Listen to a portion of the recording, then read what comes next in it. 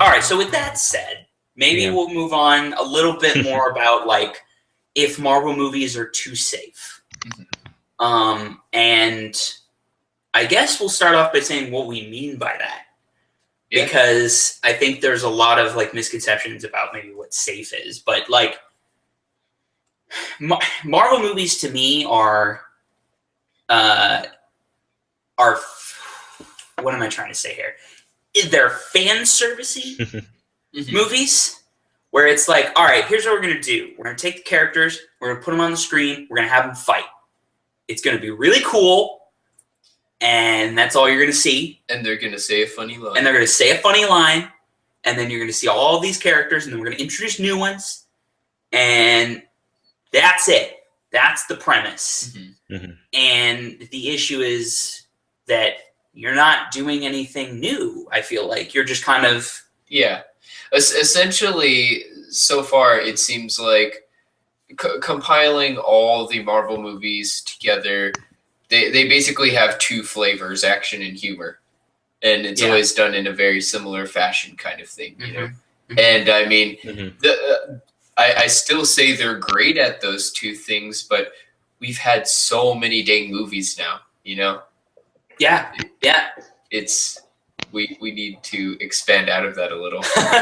We need to move on a little bit. That's what I feel like too. Is we do need to move on. I feel like, you know, there's the Marvel universe does they do this thing where they're like, okay, we're gonna have this character, we're gonna introduce this other character, and then it's all for the purpose of bringing them together and making another Avengers movie.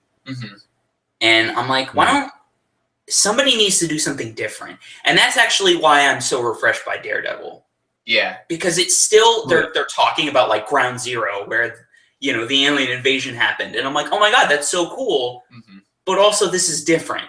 This is much darker. It's much more realistic. The fight scenes are awesome. They're very well shot, even. Yeah, they're very well shot. And edited. It's pretty well acted. Like, it's a Marvel production because it's very good production quality, but it takes a little bit of a different path. It's like the other reflection in a mirror kind of thing. It's just the whole other side of like what the Marvel movies have been.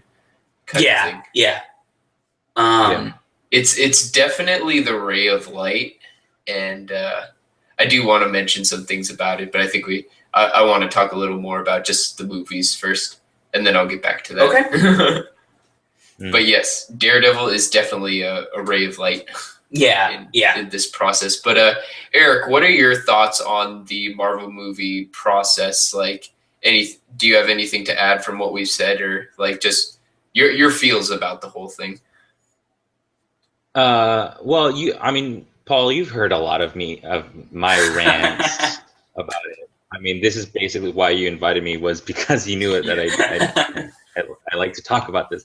When the Avengers very first Avengers trailer came out last year, I was so bored by it and had I was completely indifferent. I didn't care about the movie. I was kind of the same way. And and a lot of it had to do with how the trailer was pretty much beat for beat the exact same as the first Avengers trailer. It starts, with shots of the city, an overview of the villains saying something about humanity's this or that, and then boom, boom, military tanks, and then all of a sudden you show the things, the actual like heroes and what's going on, and everything looked the same in terms of like even the part where they reveal the Hulkbuster, lit and edited and blocked.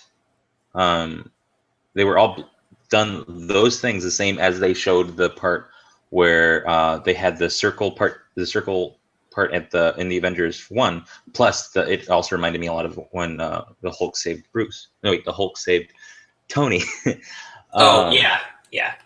It just gave me a sour taste in my mouth, because it's just, I've been enjoying these movies and having a lot of fun with them, and I had just seen Guardians, and Guardians was a lot of fun and enjoyable. Um, and then and also Guardians actually, despite its flaws and how it's still the same in a lot of the ways, it still has a breath of fresh air quality because it doesn't have to strictly adhere to the whole universe, which ultimately is the problem. It's because everything has to connect perfectly in the end game, which is each Avengers movie. Each film kind of has to neuter the talents of the filmmakers involved. At the beginning, it wasn't such a problem because they were hired on. They were doing their own movies that, we'll connect them somehow at one point, and they did really good job at that. I think Kenneth Branagh did a good job with Thor 1. As it's not a great film, but it's fun, and he did some interesting things with it. Jon Favreau did Iron Man, and say what you will about the final fight sequence, the build up to it was still really well done to get the characters down, and even the effects and the whole comedic aspect of Tony's rise to being Iron Man. I forget the guy's name, but even the guy who did the Incredible Hulk with Edward Norton, I felt did a really good take on the Hulk, as much as that's become a divisive film now because everyone loves Mark Ruffalo. And I'm a big Mark Ruffalo fan, but the Edward Norton film is still a really good movie with good character development that people just forget because they loved Mark Ruffalo so much. And then at a certain point, Cap 1 is really good, but it still is, I felt like, is the beginning of where they start trying to connect things too much. And it kind of messes with it. It's a fun movie. Joe Johnston, he's the one that he was a perfect fit. He did Indiana Jones. He was the art director on Indiana Jones. He was involved in Star Wars, and he directed The Rocketeer, one of my favorite movies as a kid. So he has a really good sense of classic serials action, which fits with Captain America. But then I felt the movie feels rushed. The villain is well played, but doesn't do anything in the end. Like, they don't even have a fight. He just, it just feels rushed, everything. And then goes into Iron Man 2, which has its own problems, which, when I always hear about Mickey Rourke and his thoughts with Marvel and Whiplash, he had a lot of ideas for Whiplash, but Marvel didn't want to use them all because they want to, you just use him because he's a threat, and then he's gone, and then sets up the next villain. Yeah. And it's funny, people hate Iron Man 3 and saying, like, because they hate the villain.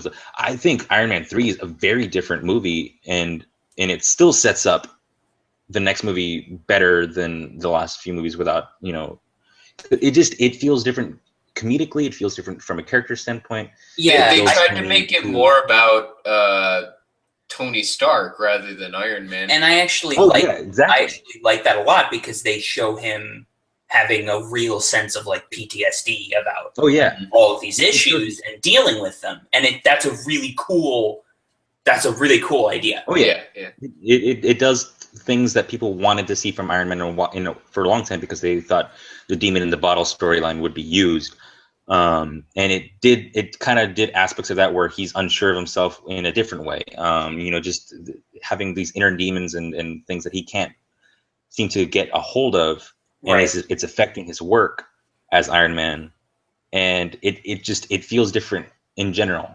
Shane Black, who he's known for the Lethal Weapon movies and Kiss Kiss Bang Bang and a bunch of other really good action movies that have funny but dark moments, and he was able to spin that into a pretty unique Marvel movie. It has its problems, but it's like they let him do more with it because they saw his idea and they're like, this is great, and it still ties into our stuff, and then and surprisingly Captain America 2, I'm not a huge fan of it, but it has its moments. The thing is, I don't think that's really a Captain America movie. It's like a SHIELD movie more. It's true, yeah. There's that problem with that.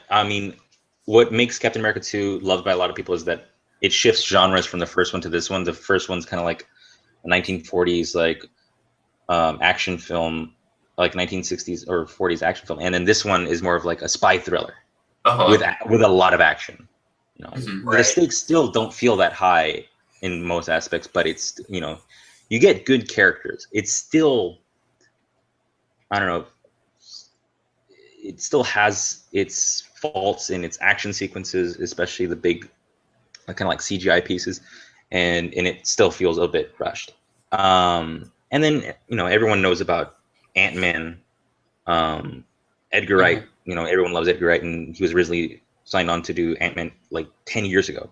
Before Ant-Man was the first thing announced to be made, and he's been working on that for years. And then he left because of creative differences. And I mean, the rumors are that they're not letting him be him as a director because they want to make sure it fits in, and he doesn't want to do all the things that they want to do. I mean, it's both sides' fault, but they're pushing. I mean, creative person's creative process so that it fits and therefore not letting him be him. Right, and like that's like, and you hear this everywhere too. I mean, Joss Whedon he's been very honest recently about Avengers 2. He's like, it almost killed me. I am exhausted, and I'll tell you why. Because I wanted to do more with Thor. I wanted to do this. I wanted to do that. And I hit issues with executives and with other people and with creative heads, and I could not do it the way I wanted to do it. Yeah. And I think he feels like in the first Avengers, he could do a lot of that. Yeah. He felt a little more free. He felt like he could do things. And in this one, they're starting to lock things down are solidifying more. Right. They're starting to lock things down and have it down to a science. And I think that's what happened with Edgar Wright. I think you're absolutely correct. It's like at some point you hired the guy because his movies and he can make a good movie. But this is a guy that makes good movies because he can have some creative control and he can bring in people that can work with him. And you got to give him the movie if you're going to give him the movie. He makes good movies, but you want him to make a Marvel movie, not necessarily like if you gave him Ant-Man and he ran away with that, I bet it would be amazing.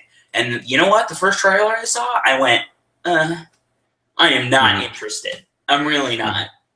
I'm interested for the sake of Ant-Man Origins because I don't know too much about him.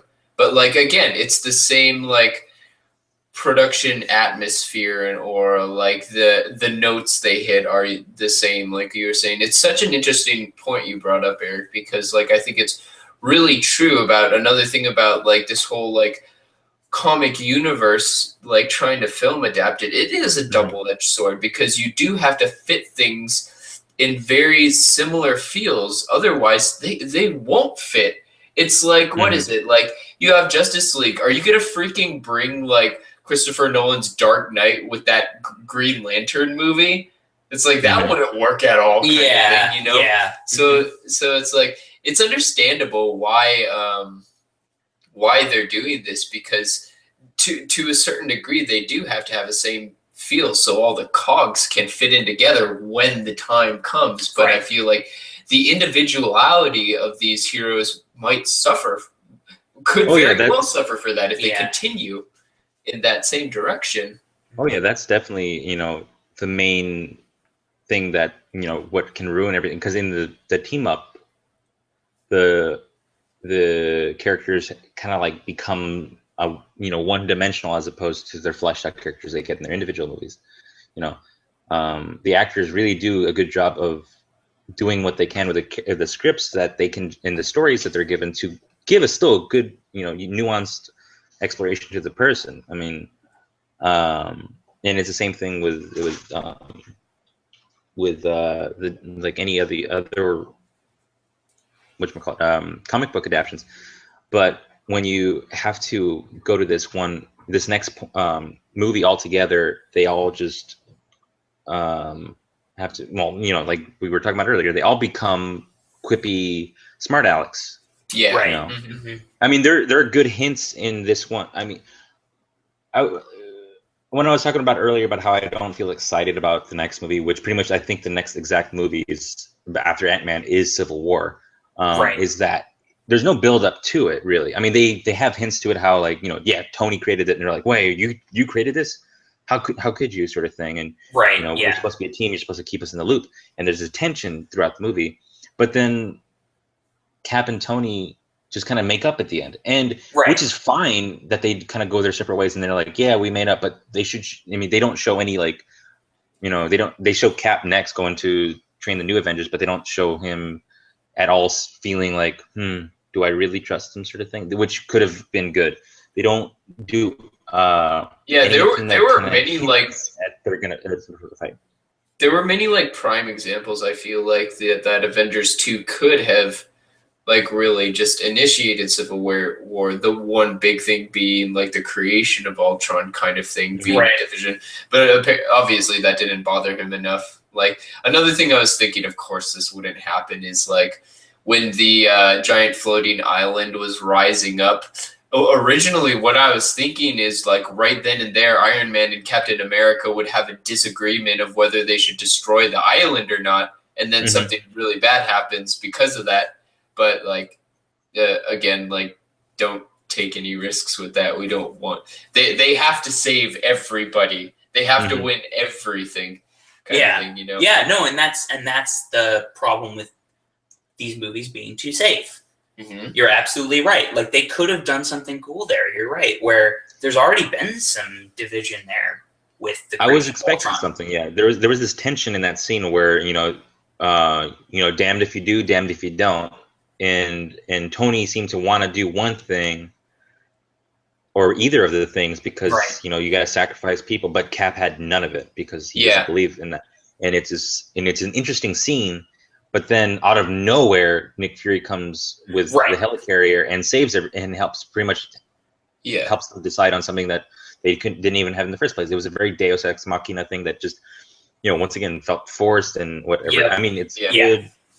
They totally threw away the opportunity of like it could have been a real conflict about like being realistic and being total justice kind of thing, but like that even in that moment, because it's not like they actually had to do that moment. They could have still had the Nick Fury comes up in the helicarrier. What I wanted to see was some sort of argument about it. Like they have a thing. No, you have to make a decision or something like, no, we have to destroy the island. No, we can't kind of thing. Yeah, not that it has to be prolonged because that's also going to be boring, but something so that you get, other than just, well, we can have this option and this option, and both options people die. No, everyone has to survive. But how? That's it. And then Nick Fury. But they could have said a little bit, but you have to make a decision, Cap, sort of thing. Tony could have pushed him more to try, but and then Cap, whatever. Something could have happened there, but nothing did. And just Nick Fury comes out of nowhere, which would have been fine if there was that tension, but there was no tension, so therefore there's no build up to Civil War. Some people say that it's enough because then whatever happens in Civil War will just be that breaks the straw that broke the camel's back thing, which it works, but it doesn't. It still makes what happened in Avengers feel weaker.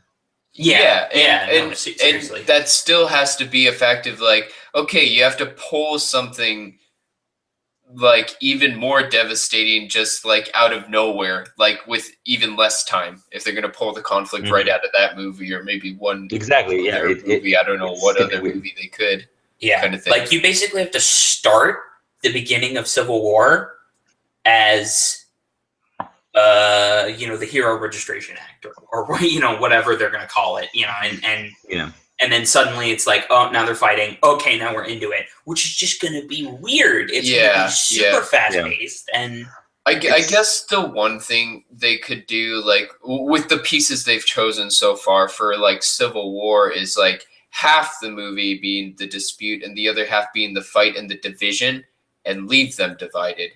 And then they're divided in the first part of Infinity War, and then Thanos is just kind of picking them apart, and then they come together at the end of one, and then in part two they're together. Yeah, I that's what I think actually. It's their best option right now, probably. Yeah, and also in between. I'm actually curious how that's going to work. What's up? No, I was just curious how that's going to work because I mean, in the actual Infinity Stone storyline, Thanos pretty much kills everyone, but I wonder how they're gonna do that. Seriously. No, I'm thinking about that. This impossible way. Dude, the Vision's gonna die. Oh yeah, he's gonna die for sure. Oh yeah. Thanos is gonna get that stone. Yeah, absolutely. But yeah, I mean, in between Civil War and Infinity War is Thor Ragnarok.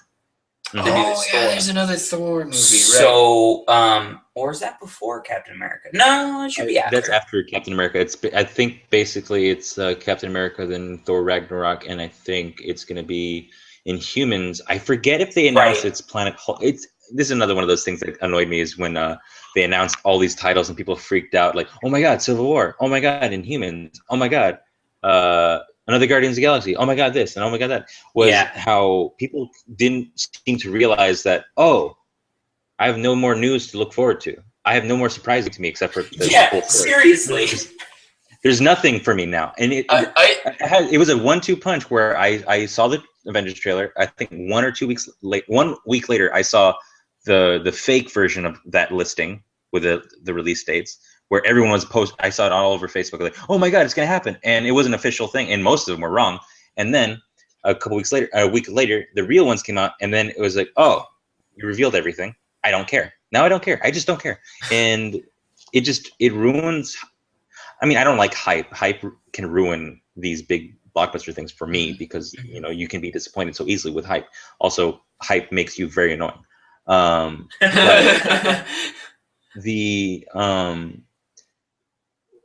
the lack of surprises really affects it to me because, I mean, when I was a kid, I loved going to the movies and not, going for the trailers because I don't know what's going to show up. And not that, I mean, in today's society with, it's all on YouTube, it doesn't matter, but yeah. I was going to say, I would say that the whole like no surprises thing, I wouldn't nail that hard on Marvel alone, but it's just kind of like our generation with a lot of different genres of media. Right. Like you go back to like the current like advertisement for Super Smash Bros. You know, they revealed like just about everything before, and then the rest got leaked, kind of thing. Yeah, you know. And I mean, I think this is generally a problem with movies in general too. Mm-hmm. Like, oh, okay, in 2020, we know what DC is going to release. That year. Yeah, like even now, in like, like we knew Terminator. Mm-hmm. Oh, it's called. There's a new Terminator movie. We don't know what it's called, but it has these people in it, and it's going to be about this. Yeah. And I'm like, I don't need to know that. It's in 5 years. Yeah. Mm-hmm. Like, I don't need to know that yet. Tell me 2 years maybe before it comes out. And, the other thing, Eric, now that you've kind of brought me on this, that reminds me of the Batman versus Superman trailer. Oh, yeah. They've been talking about that forever. Yeah, which I didn't mind the teaser trailer, but it's literally a year ahead of time, and it's coming out in 2016. Right. Yeah. Well, that's not the problem for me. It's because that's what I liked when I was a kid. I remember, what was it, the year 2000? It was 2000, I think, when I went to see Jurassic Park 3 or 1999. Jurassic Park 3. I'm in the movie theater. All of a sudden, I see this thing happen. Bank robbers.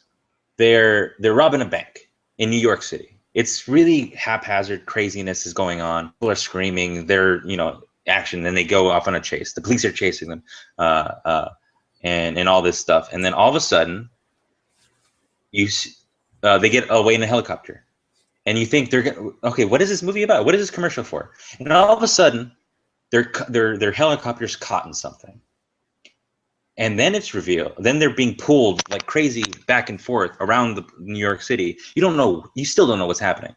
Then all of a sudden, they stop. And then you get this big pan out, and their helicopter is in between the Twin Towers, held together by a spider web. Yeah. And then you're thinking, wait a minute, I know what.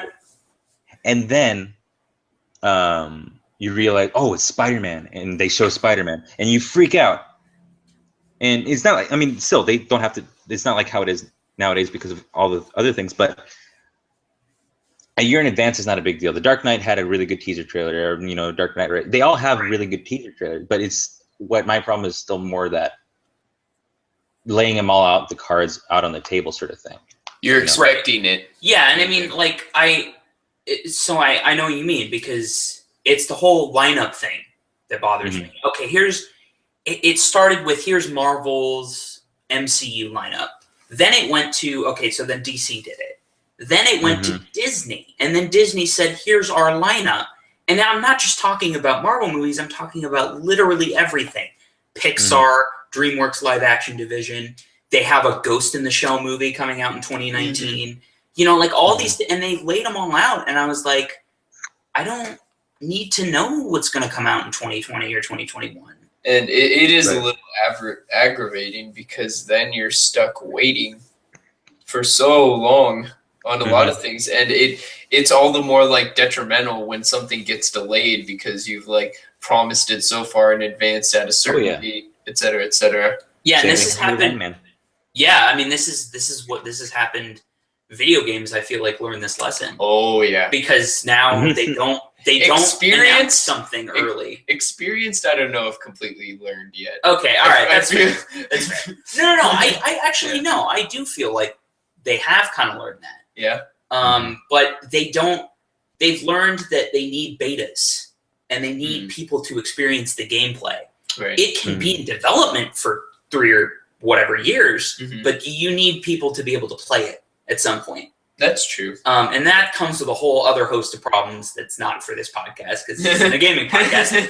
But I mean, I kind of feel like that's my problem with my problem with Hollywood is they're like, all right, so these movies are coming out. They're going to come out in 6 years. And now you just got to wait 6 years. And I feel like that's very, like, kind of going back to what we're saying, that's very safe. Yeah. All right, well, we know this movie's going to come out. We know it's got to make a shit ton of money. So right now, 6 years ahead of time, I'm going to tell you that it's coming. Because I need this movie to be building up. I need this hype train to keep going for 6 years so that when it comes out, I know it's going to be a success. Yeah. And they're banking on that. And that sucks. Really, in my opinion, it really sucks. Maybe that's a big contributor to like box offices like breaking all the time because they keep extending their trailers, their hintings, et cetera, to build an even bigger hype monster like every single new movie kind of thing. Yeah. It's like, that's interesting. That's what I think. So yeah, I really do. Yeah, I mean, that's the modern day blockbuster, and it's a bit annoying, but I think there are right ways to do it, and it has to do with how you deal with the information that you give your audience. I mean, okay. What was it? Within a week of each other, we had a couple of big trailers released. The Batman vs. Superman trailer, and then Star Wars. Before that, Star Wars. Yes, exactly. Yeah. Now, Star Wars had a trailer before that, which showed very little, but it really got you, like, you wanted to see more. And even this new trailer, which is longer and has a really good thing at the end of it with Han and Chewie, still doesn't give you that much information, but good hints, and that's all you need. And even from now on, they're probably going to start showing a bit more information as we get closer. But even before they even released the trailer, they were very secretive about what they're going to reveal about the movie because they want you to be interested and get. I mean, once again, it's Star Wars, so it's easier somewhat because you can just kind of use mystery more because people can't lose. They really can't lose with Star Wars. I feel like any franchise that already has a base, like the Marvel movies or even the Terminator or Jurassic World, they have something that they don't have to give you everything. They just can give you hints of what the movie's about, and even before the trailer, tease you a little bit. I mean, we should only start knowing about a movie really and caring about movies and getting excited for movies once they have started filming. That's when it's important. Yeah.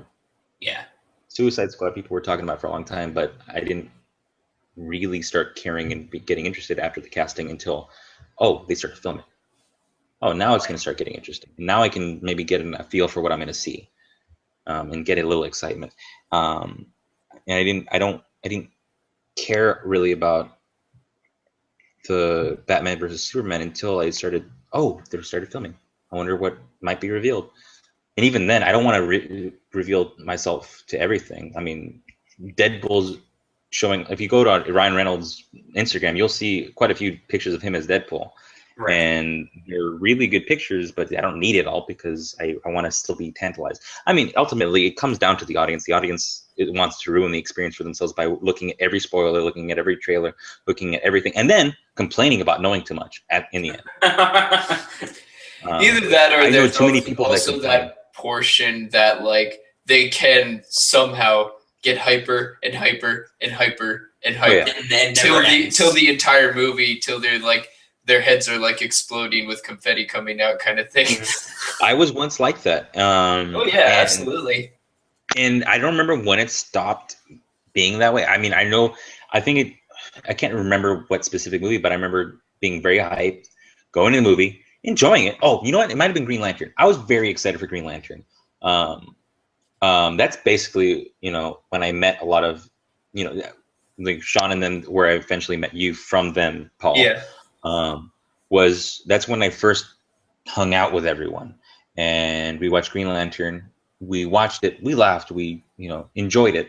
After the movie, we're talking about how great it was, and then over time, we've all and how great it was, but at the same time had a lot of misgivings about it. But still, there's a part of me, especially at least, who really kept saying, "Yeah, it was great, wasn't it?" And then over time, I'm like, "Was it? Really?" Yeah. And there were aspects of it that was good, but it still was me trying to justify it just because it's Green Lantern and there was some good parts in it. Mm-hmm. But then I realized over time that just because it has some good parts, it has some good funny moments, it has some good, action at points, doesn't mean that the whole story was good. Doesn't mean it was filmed well. Doesn't mean that it had a good chance to flesh out the characters. There's a couple good strengths to Green Lantern, but it's mostly a really bad movie. Yeah. And that's that comes down to a lot of things probably, but I don't I haven't really watched it since then. And that happened again with a little bit with Dark Knight Rises. As much as I enjoyed it, and I still can watch that movie, it's still, I watched it and I was like kind of on everyone else's hype train about it, but then was it as good as I'm really saying it is, or I just enjoy it? And are you just chaining it to first Dark Knight? I still love the first Dark Knight. I mean, the Dark Knight, and I've seen that movie 100 times. I still think it's absolutely fantastic. Yeah. But the first, I would say the first time I really recognized the hype train process is in this movie. When it came to first Avengers or Guardians of the Galaxy, like I was just like hype out of my mind, just like enjoying the experience and all that kind of thing. And like when you're coming out of a movie, you're just like brimming. You've just got off this like exciting ride kind of thing, and you're just like, okay, everything was awesome. I'm not even thinking right now, kind of thing. Right. It's like, definitely. and then I kind of recognized that hearing from other people and watching in the theater. I was like, oh, that was funny. That was a really cool action. But like seeing everyone else's reaction to every little thing is just like, oh my gosh. And then like walking out of the movie, all I hear is like not like an analysis of like anything. It's like, wasn't it awesome when they did that? Wasn't it awesome when they did that? Yeah. Like 100 times over. It was the first time I recognized it myself. And it's like what is it? If people just like action and humor, I mean, that's fine. We all have like different tastes, but I've always like found myself to wanting to be challenged a little more. And like going into Ultron, I'm like, wait a minute, why is Marvel the exception to this? I think that generally you would find that people agree with you about 2 or 3 days after they've seen it. Yes. You come back to them and you ask them again, and they go, "Oh yeah, it was good." And then you ask them why, and they're like, "Okay, it's got this problem, it's got this." They know the issues, but a lot of people, especially when you're seeing a movie together with somebody, it's an experience. It's an experience, and everybody has a lot of fun. And then at that moment, at that night, when you all go to dinner after the movie, you talk about how awesome this was and how awesome this was. Yeah. But like, I know so many people that are like, I just want to go to a theater to enjoy myself.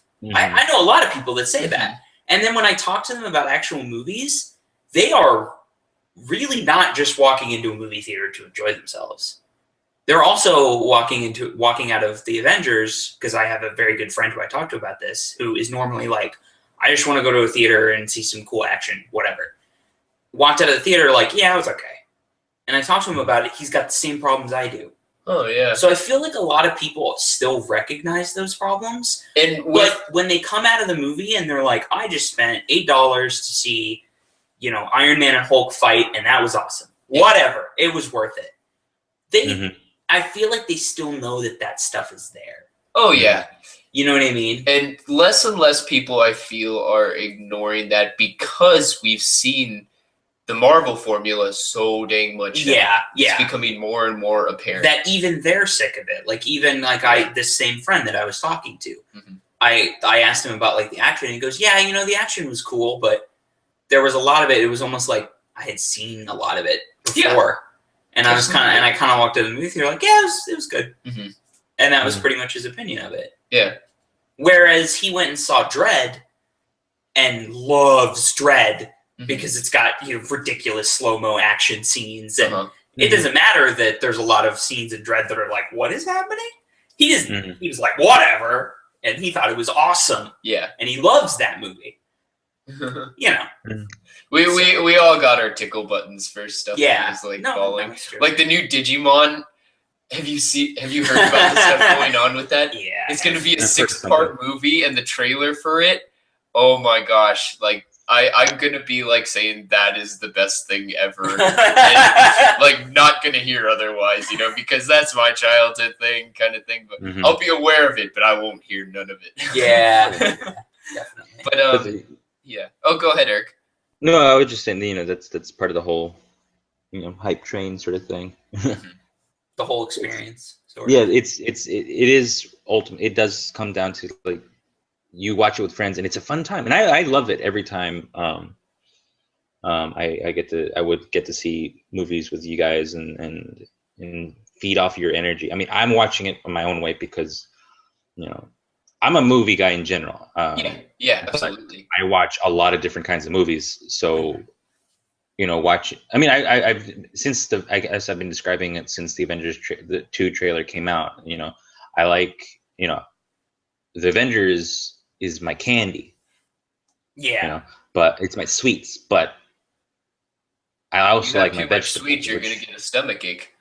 Exactly. I mean, that's what the Avengers. And I feel like you can have more of that. You can have healthy candies, and what I mean by that is just that I feel like the Avengers has so much potential with story. I mean, you look at the comic books. The comic books there's so many great adaptations in the comic books that based off of the writer they hire that is doing the story and the artists that they get and everyone. Oh yeah. Every story has like their own flavor. Exactly. You get your own thing. Even, Civil War is different from Secret Invasions in a few ways, story-wise and artistically. From a visual standpoint, those two are both very different from House of M. Those are very different from something like Watchmen. Those are very different. That's very different from something like, Spawn or Invincible or Walking Dead, or every comic book has its own flavor, basically, artist and writer. And movies have that same potential. It's like any other artistic medium, but I feel like they waste the visual part to give you the simple way to deliver a story to you really fast and visually, like, right to your brain with no actual like deep development of like characters or something. There's no psychological challenges kind of thing. Yeah, I mean, it's because all the action is just kind of thrown at you. I mean, in this movie, the action feels to me very confusing and jostling, and I felt the same way about the first Avengers because there's a lot of cool sequences, but they come too fast and too close because they film too close to the subject as opposed to letting the subject breathe and the action breathe within the shot. This is more me talking, simple film nonsense, but the opening fight scene of the raid of the bunker or whatever, There's a lot of cool elements of how the Avengers work together to fight, but some of it goes way too fast. I mean, that's part of the the whole running time thing, but Right. it goes so fast but it's hard to decipher because everything still feels so contained and small as opposed to this big thing. There's a lot of really cool shots of the Hulk barreling through people, but it doesn't have room to breathe because it's so tight into it. And then you get that really cool shot where Thor hits his hammer against Cap's shield and gets all those other people, and then it's a really good shot, but it once again I feel like it doesn't have as much room to breathe, and especially in the final battle sequence, it's just a video game character sending hordes and hordes of his minions down, and they're fighting one and one and one, and much like the first Avengers, it's underwhelming when they finally get to the villain, because every other thing that they sent to them is just quick, bum bum bum, it's done. Right. You get some cool action shots here and there, but they're not strung together in any flowy way that actually makes sense. Everything it's film is very special to me. It's something that I really take to heart when I watch something. I like to really explore it on a visual level. It is a unique art form that people just kind of watch passively, where they just let it happen to them instead of experiencing it fully. Right. They take it for granted, and like some people will still arguably, well, a lot of people, like even if they don't admit it, would just consider it entertainment and not art. Yeah, I mean, people like you were talking about Dredd. It's comparatively, Dredd has really well shot, cohesive action sequences. That's a big reason why people love it. Right. No, and that's I totally agree. I mean, there's a lot of really good action movies today that allows you to experience what's going on and have a decent story in some ways. True. With action movies, it's not like the story has to be this beautiful, perfect thing that's full of nuances and stuff, but the action sequences tell their own story, and I feel like the story of the action sequences aren't told; they're just thrown at you. Right. I mean, it's an analogy. Okay, I'm a big wrestling person. It's something I've learned since I've gotten into wrestling as an adult is that yes, it's fake, but it's a story between two people in a fight. Much like when you see those, like in real fights, it's a story between two people who have built up to something, and they're trying to tell you that story through their actions in the ring. Two wrestlers aren't just throwing each other around. They're chaining together a group of moments to build up momentum to some ending that's going to shock you or make you feel something. And that's what action sequences in a movie should feel like. If you watched Every Frame of Painting YouTube video on Jackie Chan comedy and action, it's a big part of, he talks about, and I think near the end of the video, how every action sequence feels like there are stakes. There is something going to happen. There's something going on within the fight itself that isn't just a fight. Like, cool. Like, that's cool. That's cool. That's cool. Right. Yeah. It's trying to tell you something within the actual. Yeah. It's trying to tell you something about the characters involved, right. What they're fighting for, and when they succeed, you feel something because you see this battle done. Jackie Chan movies, you watch old Jackie Chan movies, he's like, he explained in the video, he starts from the bottom and he comes back to the top and every time. And that's important in an action sequences. I once again, with the Avengers being safe, you don't feel stakes. You don't feel like anyone's really going to die. And when one person does, you're like, well, one person dies because someone had to die. It doesn't feel like it's a formulaic plot device, and you can feel it. Yeah, and I don't even say that they have to die. Something bad should happen to someone. Someone should be horribly injured, maybe, or taken out of commission at a critical moment. They did that pretty well in the first Avengers. Tony's in space on the other side of this wormhole, and you really, honestly, I felt that he wasn't going to make it, and most people didn't. And it's actually filmed in a way that you feel that. Mm-hmm. But they don't do that enough in any of the movies. You know they're going to come out at the end, but you still have to feel like, because in any form of storytelling, you almost always know the hero is going to win, but you don't know how. You still really need when. to like get that feeling of like fear for their survival. And I think with that, I want to talk a little bit about Daredevil again. Okay. It's just like I think that is its greatest asset that the Marvel movies don't bring is the theme of vulnerability. Because with every fight scene, like in every way, it's so different from all the Marvel movies. But most of all, like with the Daredevil, every fight he's in, it's beautifully imperfect. He's not like doing all the right moves. He's just a single step above every thug he fights, and every time he hits him, he falls over, or they get a shot in, or a stab or a punch. And like there's this one scene, it might be like episode 2 or something, where like there's this massive fight, and it was an interesting shot too because it was like a long hallway shot kind of thing. But like he's fighting like a whole group of thugs, maybe like 10 to 15 people, and by the end of it he does win, but he's so beat up and he can like barely walk, and he carries those injuries with him through the whole series. So you're constantly wondering, when is this guy gonna break down? And vice versa with the Kingpin. I don't want to spoil too much, but he's kind of like he's brooding, temperamental, and powerful, but at the same time incredibly socially awkward. And it shows another theme of vulnerability, which is really interesting. And from there, you delve into every character about their backstory, like what haunts them, what are their warming memories, and why they're doing what they're doing. You feel their fears, you feel their conviction, and and just in every way. Oh my gosh, it's definitely, and it's such a good series. It does come down to that Daredevil's a TV series that it has more time, but even then, it's not like the Avengers has to have all these moments.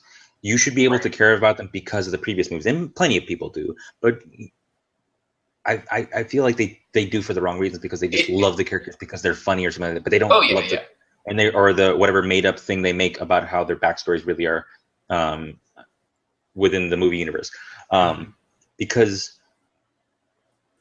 every singular movie should give you enough to root for them in their singular movie, that when they all come together, that everyone you're worried about or want to see what they do.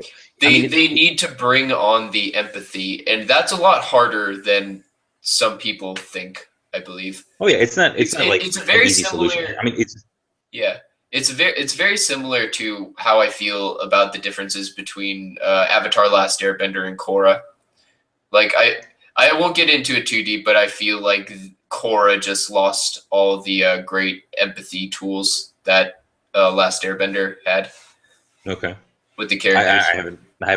I still haven't been able to catch up on any of that, but I continue. Heard what you mean. Yeah.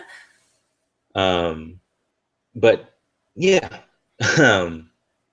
There's you don't feel the sympathy or empathy or whatever the word is for these characters as much. I mean, people say they do. I can't. I'm saying my opinion on this ultimately. I don't personally feel anything at a certain point. Even Guardians of the Galaxy, I didn't feel like this sense of dread at certain points. There's no threats, but I would say one thing they could like start to do is just make a more of a lovable group for each other, kind of thing. Not so much as the survival, but just the relationship. Maybe they could try that in Guardians of the Galaxy too. Yeah. I mean, there's plenty of things that can be done. My mind fluctuates on these things all the time because I hear other people's sides to it, and they say, "Oh, well, that's actually an interesting thought on it." But then, that ultimately comes down to how characters are interpreted by the individual. But still, it's from a storytelling standpoint, it still feels like they're not given enough leeway to really explore things.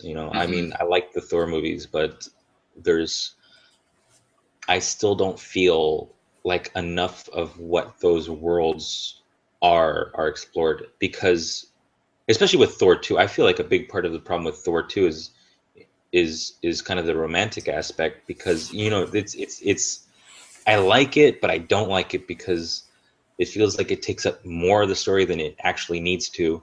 Right. And even then, they don't really go into too much the whole concept between Jane and Lady Sif, and that duality. I mean, that comes from just how they changed Thor's origins in general. But Mhm. It's hard. It's harder for me to, because the more interesting relationship in Thor is him and his brother and him and his family in general. Right. But they don't explore that in any new ways every time. It's just more like, oh, Loki does something bad or something, or he needs Loki's help in the second one, but he doesn't trust him. But they don't really go further into that. There's so much I feel like they could really show them interacting more. Like that part where they're walking down that hallway and Loki's kind of changing Right. images is an interesting scene, because it kind of shows who they are as brothers somewhat, like how Loki's this one who's kind of his smarter brother who can really talk to him and likes to joke around, but at the same time Thor can't trust him because he knows what he's done and whatnot, but he knows he needs him. There's a really interesting thing there, and even building up to the end where Loki dies or whatever, but it's just not explored fully as it could be. And it's same thing with Thor and his father. Him Right. and his father is a big part of the story, I feel like, but they don't talk about it that much. Odin is just there to kind of yell at Thor to set up whatever plot for the movie, where eventually Odin is also taken out for the majority of the movie where he can't do anything. Right. Yeah. No, and I totally agree with you on that. I feel like that was my major problem with Thor 2. Yeah. And of course villain. Yeah, is like the villain takes up a lot of time, and these other moments take up a lot of time, and I would really like to see more of the other part of it. I don't know, and that's hard to do because you run out of running time. And it ultimately comes down to, there's so many ideas that you can have with it, and I feel like they just take the easiest one that can meld with everything else and go with it, instead of doing something really interesting with it. I feel like when I heard Civil War was announced, I thought, oh, that's interesting, but at the same time, it feels like they just think, oh, people like this one, and it might go into the whole thing we're doing right now, instead of trying to go with something similar to Civil War, but not fully Civil War. Right. Because I get that they probably thought Civil War would be good because, they already have the tension between Tony and Cap and also just Steve, with just in general S.H.I.E.L.D. and just how the world he currently lives in, his distrust for everything. It does go into something like Civil War, but I feel like it could be its own story without having to fully ape Civil War, which could have been saved for maybe a future generation of Avengers or something like that.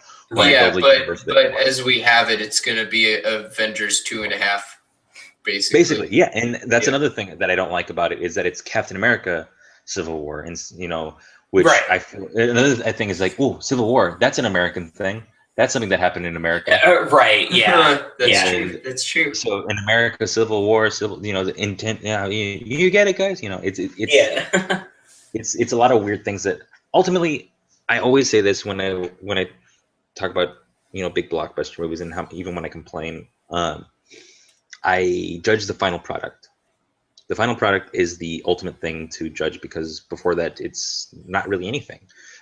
I know how the filmmaking process works. There's a lot of work that even once they have the script, and once they film it all, it doesn't matter, because there are further maybe reshoots have to be had, and then the editing, which is the last thing really that really affects the story and how it's going to look. So I can't complain too much until I actually see the movies. I'm sure maybe they'll surprise me. I don't know. You know what? Movies, I mean, I think I really do love film as well, and I understand how much you want to see out of these movies. But I think just Daredevil has given me a lot of hope, specifically for Marvel Cinematic. And I think at this point, as long like if they set aside some heroes specifically for Netflix or television that have that deeper atmosphere and stuff, I think that's a big win. Even if they're not able to divulge too much from the film. Right. Like I've been so happy to see Daredevil and where it's going to go, and just it's a mark saying that like Marvel Studios, they choose to do this with their movies, but they know how to do other things, you know? Right. Yeah. No, that's definitely true. They're showing that they can stretch out a little bit and do something a little bit different, which is good. We can hope that brings some of that over into the movies. Yeah, absolutely. Oh yeah, definitely. I because how Agents of S.H.I.E.L.D. and Daredevil interact with the rest of the Marvel Cinematic Universe is really interesting because they're connected, but they're not fully connected. You just kind of like Daredevil's whole concept of where Kingpin comes from the aftermath of the first Avengers, and that's interesting. How something that that huge affects a much smaller character in their world, absolutely, and sets them up to be the hero that them as. That's interesting, which I hope they feel like they're more comfortable to do that with the movies. I'm not completely optimistic on it because the movies still are not for the films, no. Yeah, but it is interesting, especially since I know that they're doing Daredevil, they're doing Jessica Jones next, and then after that they're going to be doing the Immortal Iron Fist, which I'm really excited about. And are they talking about Punisher too? Punisher, I just heard was it could have been one of those clickbaity titles, but I thought I heard Punisher and a couple others were back with Marvel fully, which is really cool as well. And then once again, they have a bunch of characters that they could use and in a TV show kind of way, and who knows where they put them? Maybe some more on Netflix, and maybe some more that's gonna be on normal television. Yeah, a little bit of each, They have Agent Peggy Carter on ABC. I haven't watched that yet, but I hear it's really good. Yeah, I've heard good things about it too. Yeah, and there is hope for the entire universe. I just think the Marvel Cinematic Universe, the actual movies, it's looking much more stuck. And I don't know, maybe they can still fix it, but in the end, it does come down to the dollars, and they don't completely want to. Right.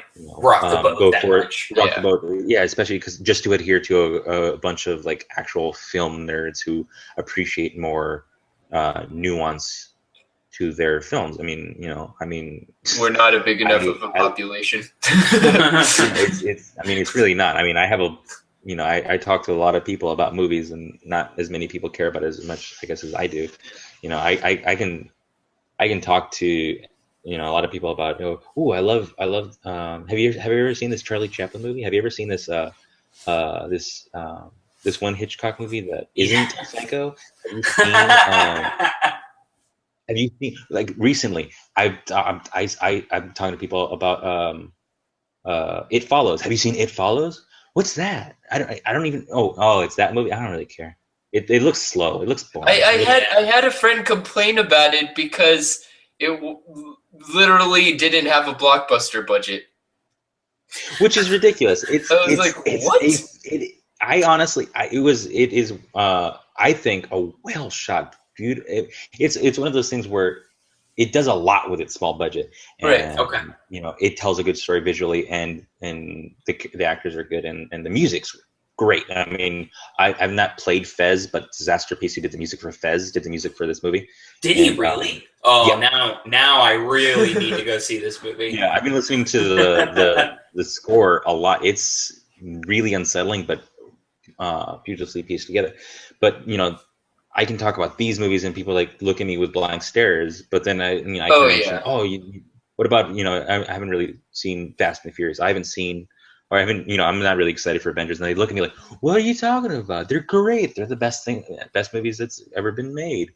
And it's it's me fighting this this love for the nerdy things, and then but appreciation for the art that they're built upon. And another thing I was gonna talk about earlier with this whole thing with how nerdy blockbusters come together, is that why it doesn't they can't rock the boat that much is because in the end they know that the majority of the fans will be satisfied with something cool. Right. Yep. Yeah. And that's the ultimate fan service, is just giving you the product without really challenging. I mean, they say they care, and I know, like Kevin Feige and everything. They do care about how this works, but they also have to adhere to executives and what the bottom line for with the box office and stuff. They when you're that high up, it is a compromise ultimately, Yeah. but because studios know that people will just watch it because it is Marvel, and they'll enjoy it as long as there's cool fight sequences and get to see their favorite heroes in live action. That'll be enough to a lot of people, right? And that's part of the problem is our geek community will be satisfied with anything. I mean, to an extent. I mean, you really give them a turd, they're going to turn on it. But as people have shown with the original Daredevil movie and Green Lantern and others. But I have heard a lot more argument about this new Avengers than I thought I would. I will say. Oh yeah, definitely. It has been divisive amongst nerds, and it was really interesting for me to watch. Yeah. It's weird because it's almost showing how if Warner Brothers and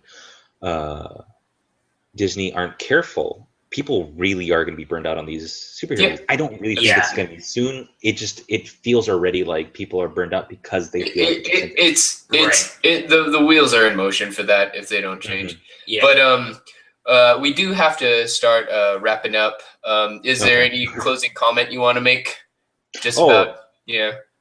I mean, ultimately, I mean, if you went through this you're listening to this podcast, you went through this whole thing, you've heard us rant and rave, and probably like you dismiss some of our arguments because we don't like something you like.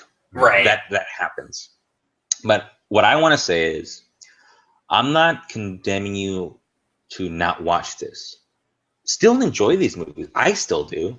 I still enjoy all these movies. I mean, some of them I like more than others, and I can feel more comfortable owning and watching over and over again. But that doesn't stop me from knowing that I want something more with it. I watch Avengers, but I don't watch it I watch Avengers, a 2.5-hour movie about a bunch of gods fighting things, with relative ease, with no, 2.5 hour movie. I can watch that maybe once every couple of weeks.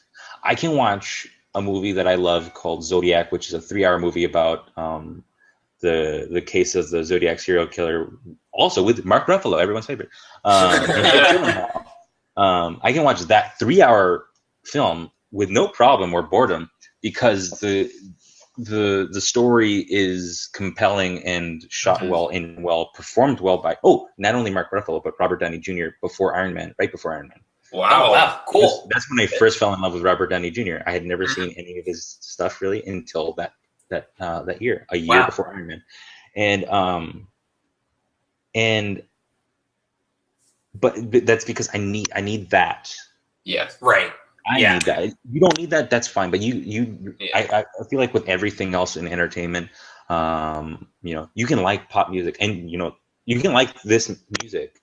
You can like your one style of music that you like, but try to find other things that challenge your own taste.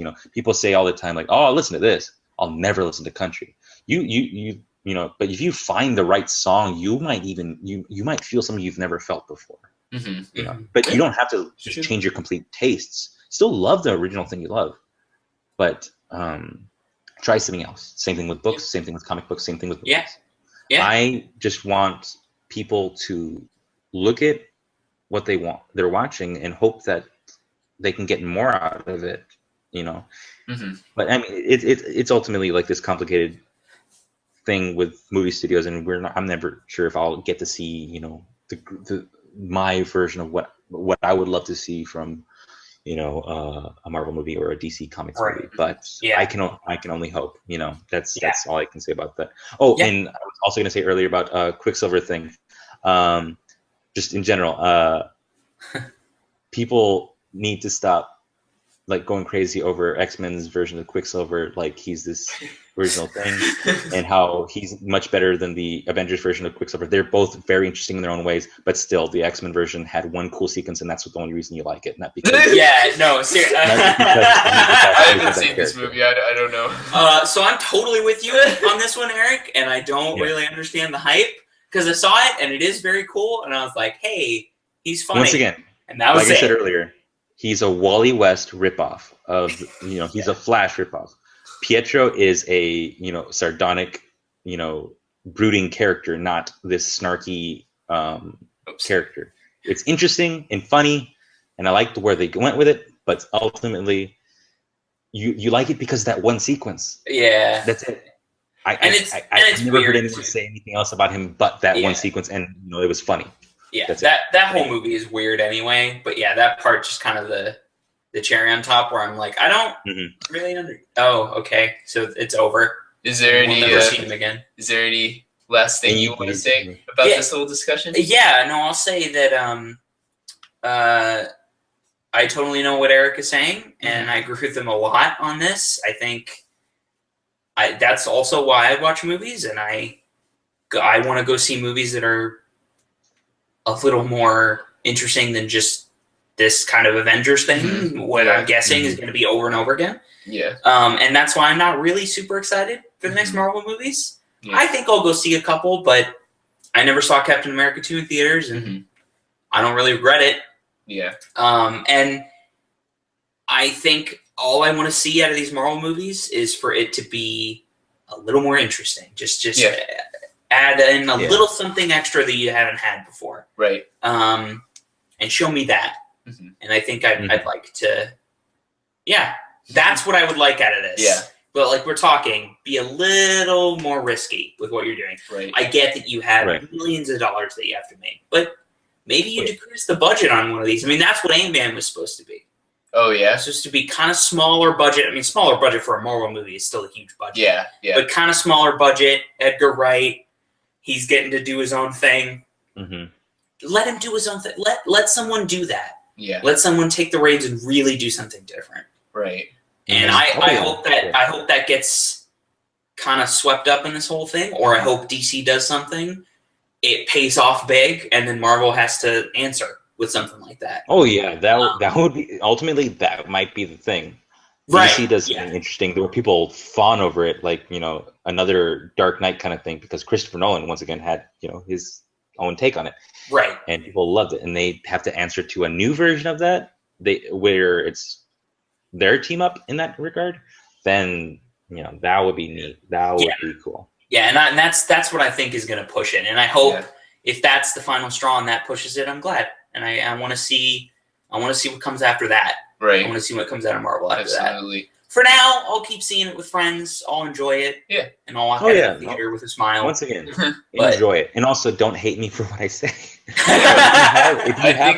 If you have a rebuttal and you want to talk to me about it, please do, because I love discussion with movies. It's fun. Exactly. That's what I want to say about this whole thing is, like, I totally agree with both of you, and just kind of adding on what Eric says about trying new things but still loving what you love. It's like, yes, we have pretty different, I guess, different opinions compared to a lot of people about these movies and stuff. And if you like the way these movies are done, okay, but also be willing to talk about it and be willing to discuss with us. And like, I don't want people to be afraid of like discussing this or feel like we're attacking them kind of thing, but really get down to understanding why they love it, like why we love the things we love. I'm kind of I'm thinking about like a video in my head later on about Kingdom Hearts. Like I've been like thinking about analyzing what turned me on exactly when I was a kid about the formula of that game. Right. Just stuff like that, It's good to go into that, because when you can explain why you like something, it feels gives it so a lot much more nicer. credit. Oh Because yeah, it's not just you saying. It's not just you saying, "Oh, that was awesome. It's an awesome, great movie. It's a fun movie. It's a great movie. It's great." Why? Great Why that." is it awesome?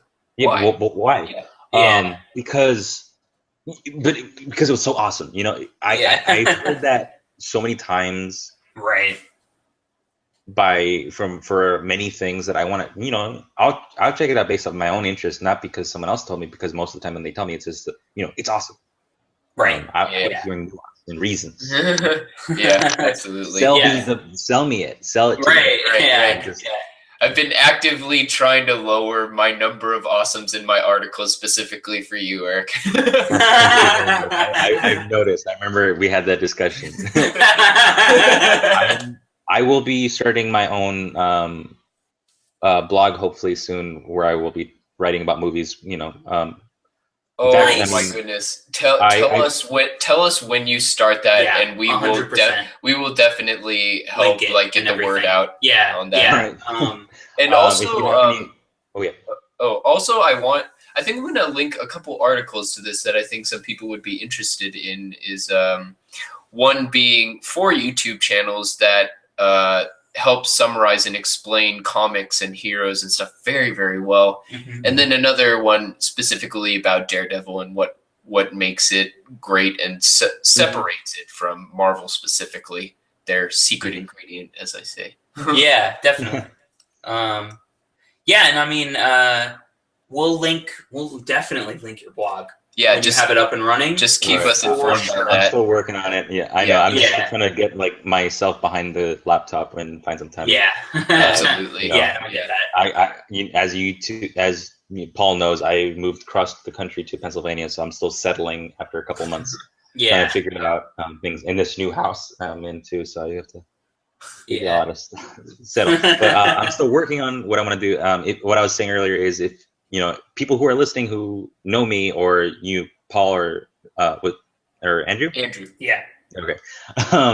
What I want to try to start off to kind of get my feet wet is 30 days of 30 movies that I've probably never seen before that you guys like. I don't care whether it's something I would have ever cared about before. I just want to try something new and write about. Very cool. Write about All right. It's like 30 days of 30 movies I've never seen before, recommended by my friends. Mostly who just, very cool.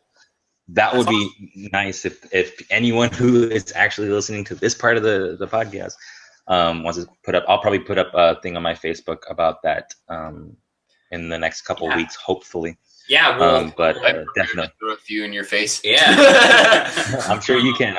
I know. I still need to watch that short film that inspired her. Oh yeah, that's a good one. I keep forgetting about that one, but I will be watching that soon. Yeah. All right. Well, if you guys, that's a really good point. If you guys at home, listening at home, want to throw Eric some movies that he can watch, do that in the comments. Also, tell us what you think about Avengers, about blockbuster movies in general. How angry you are at us. How angry you are. How much our opinions suck. Tell us. Tell all, my friends. Tell all. I feel like that. No, I'm sorry. I feel like the Quicksilver comment's gonna rile people up or something. Bring it on. Bring it on, people. Tell me why the X-Men one is better, because I don't get it either. I don't know. But yes, you can do all these things at our many locations. YouTube.com/The Fan Voice Podcast. Facebook.com/The Fan Voice Podcast. Twitter @Fan Voice Podcast. Our email, fan@thefanvoice.com. And our website, thefanvoice.com, where you can find news, reviews, articles, all that good stuff, and as well as the download for this podcast. So, yeah.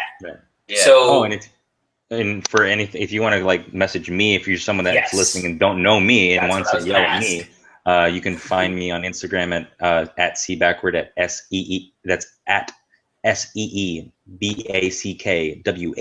and that's my Twitter handle as well. You'll also find me on Facebook at Eric Sanchez, but if you're friends with Paul, you'll see me on his friends list, I'm sure. But if you really want to yell at me, that's fine with me. We'll have all these great links in the description. Yeah. All right, guys. Hi, everyone else that knows me. Thank you so much for joining Yeah, us, thanks Eric. for This joining has us, been a great I had discussion. fun. I was looking forward to this for a while. I hope I can come back and talk movies in general. Maybe we can talk about Star Wars later in the year. Maybe we can just have a time to talk about just movies in general. Especially Oh, man, maybe you about can count on it, definitely. All right, guys. Thanks. Well, we will see you guys next time on the Fanboys. All right, see you later. Bye.